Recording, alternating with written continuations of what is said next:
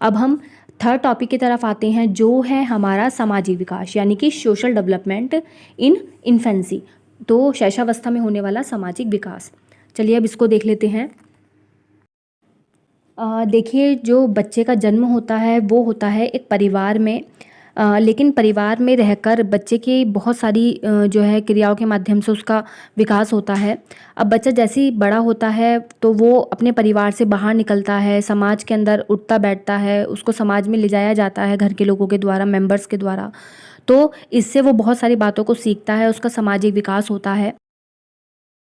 परिवार के बाद या ये कहें कि परिवार के अलावा जिससे बच्चे का सामाजिक संपर्क होता है वो है जैसे कि हमारे पड़ोसी हो गए हमारे, या फिर जो है बाहर का वातावरण हो गया, स्कूल हो गए, या खेल समूह जो बच्चे आपस में ग्रुप बनाकर खेलते हैं।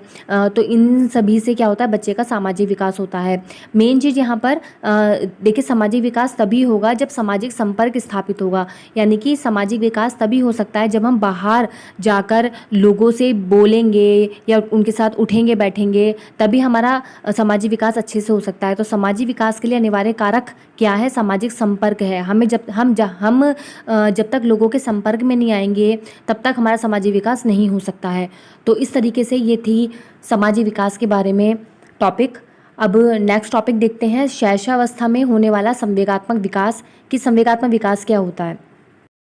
विकास के बहुत सारे पक्ष होते हैं, बहुत सारे रूप या प्रकार होते हैं, उसमें से एक पक्ष है संवेगात्मक विकास। देखिए, संवेगात्मक विकास से पहले जो है संवेगों को हमें समझना है कि संवेग क्या होते हैं। तो संवेग होते हैं जैसे किसी बच्चे के अंदर कोई क्रोध आना या गुस्सा होना या प्यार होना, स्नेह होना, ईर्ष्या करना, जलन, ये सब क्या है हमारे, ये सब संवेग कहलाते हैं। तो अगर किसी बच्चे के अंदर इन सब की उत्पत्ति हो रही है टाइम टू टाइम, तो उसी को बोला जाता है संवेगात्मक विकास। जैसे अगर मैं बात करूं, जैसे बहुत छोटा बच्चा होता है तो वो रोता है, तो उसका रोना ऐसा नहीं होता है कि वो किसी कारणवश रो रहा है, वो बिना अकारणवश भी रो लेता है और उसकी आंखों में कोई आंसू नहीं आते हैं, उसका रोना अकारणवश हो सकता है। उसके बाद जैसे ही वो धीरे धीरे बड़ा होता है तो उसका जो रोना है वो कारण में बदल जाता है, यानी कि उसके पीछे कोई ना कोई कारण होता है कि बच्चा रो क्यों रहा है, तो इस तरीके से उसके अंदर रोने की स्थिति उत्पन्न हुई। देखिए, जब नवजात शिशु का जन्म होता है तो उसके अंदर 3 प्रकार के संवेग पाए जाते हैं। एक तो भय, एक क्रोध और एक आपका क्या होता है, प्रेम, यानी कि प्यार। तो बच्चा इन्हीं तीनों संवेगों को जानता है बचपन से ही। चिल्लाता है, रोता है, उसको कोई प्यार करे तो वो अपना फेस ऐसा मासूम सा बना लेता है। तो इस तरीके से 3 संवेग बच्चे के अंदर ऑटोमेटिक जन्म से ही पाए जाते हैं। इन्हीं 3 संवेगों के मिश्रण से या फिर जो है इन्हीं 3 संवेगों के मिलने से जो चौथा संवेग उत्पन्न हुआ होता है तो वो होता है एज वाइज, यानी कि जब बच्चा छोटा था तो 3 ही संवेग पाए गए, उसके बाद जब बच्चा थोड़ा थोड़ा बड़ा हुआ तो उसके बाद इन्हीं तीनों संवेगों के मिश्रण से क्या होगा, कोई नया संवेग उत्पन्न होगा। जैसे अगर बात करें, जैसे क्रोध ले लेते हैं, गुस्सा ले लेते हैं और डर ले लेते हैं। अगर किसी बच्चे के अंदर क्रोध और गुस्सा दोनों है तो जो तीसरा संवेग उत्पन्न होगा वो होगा आपका घृणा, यानी कि आपका नफरत।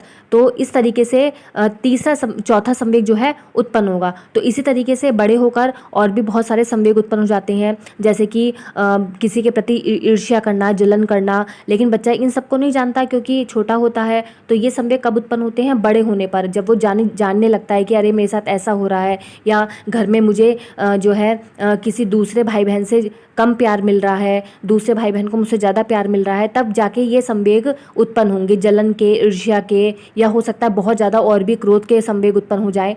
तो शैशवावस्था में जो संवेगात्मक विकास होता है या संवेग उत्पन्न होते हैं वो होते हैं सरल से लेकर जटिल की ओर, यानी कि बचपन में तो ईजी होंगे, सरल होंगे संवेग, लेकिन बाद में आके वो हार्ड हो जाते हैं, जो है कठिन हो जाते हैं या जटिल हो जाते हैं। तो इस तरीके से तो संवेगात्मक विकास किसी भी बच्चे में अच्छा रहे, ठीक तरीके से रहे, बच्चे डिप्रेशन में ना चले जाएं, तो इसके लिए घर के जो हमारे मेंबर्स हैं, मम्मी पापा हैं या माता पिता हैं, उनको चाहिए कि सभी के साथ, सभी बच्चों के साथ अपने समान व्यवहार करें, सभी को एक समान प्यार करें। कोई चीज़ लानी है तो जिसको ज़्यादा ज़रूरत है उस समय पर उसको लाएं। तो इस तरीके से यहाँ पे ये संवेगात्मक विकास के बारे में हमने देखा अभी। अब आई होप आप सभी को ये टॉपिक समझ में आ रहा होगा। नेक्स्ट देख लेते हैं कि नेक्स्ट इम्पॉर्टेंट टॉपिक क्या है हमारा। नेक्स्ट टॉपिक है शैशवावस्था में भाषा का विकास यानी कि भाषागत विकास। ये मोस्ट इम्पॉर्टेंट टॉपिक है। भाषा का विकास ये एग्जाम में देखने के लिए मिलता है काफ़ी। एक तो शारीरिक विकास और एक भाषा का विकास, ये दोनों टॉपिक इंपॉर्टेंट हैं जो बोर्ड एग्जाम में काफ़ी बार देखने के लिए मिल जाते हैं। देखिए, भाषागत विकास शैशवावस्था में कैसे होता है, उससे पहले हम भाषा को समझ लेते हैं कि भाषा क्या है। देखिए, हमें अपनी बात को समझाने के लिए भाषा की ही आवश्यकता होती है, यानी कि लैंग्वेज हमें बहुत ज़रूरी है। हम किसी भी देश में चले जाएं या किसी भी राज्य में चले जाएं, वहाँ की भाषा अगर अलग है और हमें वो भाषा नहीं आती तो हम उस चीज़ को, अपनी बात को तो भाषा क्या है? भाषा अपने आप में विचारों का आदान प्रदान करने का एक माध्यम होता है। हम भाषा के द्वारा ही किसी के विचारों को समझ सकते हैं और अपने विचारों को दूसरों को समझा सकते हैं। तो ये हुई भाषा के बारे में बात। 1 नंबर का क्वेश्चन है कि भाषा क्या है? भाषा विचारों के आदान प्रदान का एक माध्यम है या संचार का एक माध्यम है। अब देख लेते हैं कि शैशवावस्था में भाषागत विकास कैसे होता है। देखिए, जन्म के समय शिशु केवल रोने के रूप में ही अपनी आवाज़ को या अपनी भाषा को समझाना जो है जानता है। कुछ भी उसे कोई भी दिक्कत है, कोई भी परेशानी है, तो बच्चा क्या होगा, केवल रोएगा और रोकर ही अपनी बात को जो है दूसरों के सामने कह सकता है। मान लीजिए उसे भूख लग रही है तो वो रोने लगा, या उसे कोई भी पेट में दर्द हो रहा है तो वो रोने लगा, तो रोकर वो अपनी भाषा के द्वारा, यानी कि उसकी भाषा क्या है, तो वो अपनी इसी भाषा या इसी रोने के माध्यम से क्या करता है, अपनी बात को दूसरों को समझाता है। तो अब 1 नंबर का यहाँ पे क्वेश्चन आता है कि जन्म के समय जब नवजात शिशु या जो शिशु होते हैं वो रोते हैं तो उसे क्या बोलते हैं, उस ध्वनि को क्या बोलते हैं। यानी कि जब पहली बार बेबी क्राई करता है, रोता है, तो उसको बोला जाता है जन्म रोदन या क्रंदन। क्रंदन इंग्लिश में बोलते हैं, क्रंदन को क्राइंग करना यानी कि रोना। तो ये 1 नंबर का क्वेश्चन है और हमेशा बोर्ड के एग्जाम में ये रखा है कि जन्म के समय नवजात शिशु जो ध्वनि करता है, जो आवाज़ करता है, उसे क्या कहा जाता है, उसे कहा जाता है क्रंदन या जन्म रोदन। इंग्लिश में कहते हैं उसको क्राइंग। तो आई थिंक आपको यहाँ पे समझ में आ गया होगा। उसके बाद यही रोना जो है वो जैसे जैसे वो बड़ा होने लगता है, अब वो रोने के माध्यम से नहीं, अब वो बहुत सारी चीज़ों के माध्यम से अपनी बात को समझाने लगता है। जैसे थोड़ा बड़ा होने पर वो वर्णों को जो है कहना शुरू कर देता है, जैसे बा, पा, मा, इस तरीके से। उसके बाद और थोड़ा बड़ा होता है तो यही वर्ण उसके शब्द बन जाते हैं। और ये शब्द कैसे होते हैं, टूटे फूटे। जैसे मान लीजिए उसको म से मम कहना है तो मम, या कुछ जो है ब, अगर उसको बाबा कहना चाह रहा है तो वो बा करके इस तरीके से साउंड करेगा। उसको पापा कहना है तो पा इस तरीके से करेगा। तो ये वर्ण किस में बदले, अब शब्द में। और शब्द कैसे हैं, अभी उच्चारण शब्दों का ठीक नहीं है, अभी वो अस्पष्ट उच्चारण कर रहा है, अभी वो ठीक तरीके से नहीं कर पा रहा है उच्चारण। और फिर उसके बाद थोड़ा बड़ा होने लगता है तो वो पूरी तरीके से क्या करने लगता है, पापा कहना शुरू कर देगा, बाबा कहना शुरू कर देगा, चाचा कहना शुरू कर देगा, या मम्मा कहना शुरू कर देगा। तो वर्ण से किस पे आया, शब्द से। अब शब्द से किस पे आएगा, पूरे सेंटेंस पे आता है। जैसे मान लीजिए उसको पानी पीना है तो कहेगा कि मम्मा जो है मम इस तरीके से। फिर उसके बाद जैसे जैसे बड़ा होने लगता है कि पूरी अपनी बातों को शुरू कर देता है। तो इस तरीके से ये हुआ भाषा का विकास। यानी कि जब नवजात शिशु पैदा होता है, उसका जन्म होता है, तब वो केवल रोता है, और रोना ही क्या है, उसकी भाषा है। उसके बाद वो जैसे जैसे बड़ा होने लगता है तो वर्ण को बोलेगा, फिर शब्द को बोलेगा, फिर पूरी लाइन को बोलता है। और लाइन उसकी कैसी होती है, अस्पष्ट। उसके बाद अपनी जो है अस्पष्ट बात को स्पष्ट रूप तरीके से कहना शुरू कर देता है। और उसके बाद उसके पास इतने सारा जो है बोलने के लिए होता है कि वो अपनी पूरी बात को अच्छी तरीके से कहने लगता है। तो इस तरीके से वो बोलना शुरू कर देता है, यानी कि उसके अंदर भाषा का विकास हो जाता है। अब हमारा लास्ट टॉपिक है शैशवावस्था में ज्ञानात्मक विकास। देखिए, ज्ञानात्मक विकास को इंग्लिश में बोलते हैं कॉग्निटिव डेवलपमेंट, यानी कि इसको हम संज्ञानात्मक विकास भी कह सकते हैं।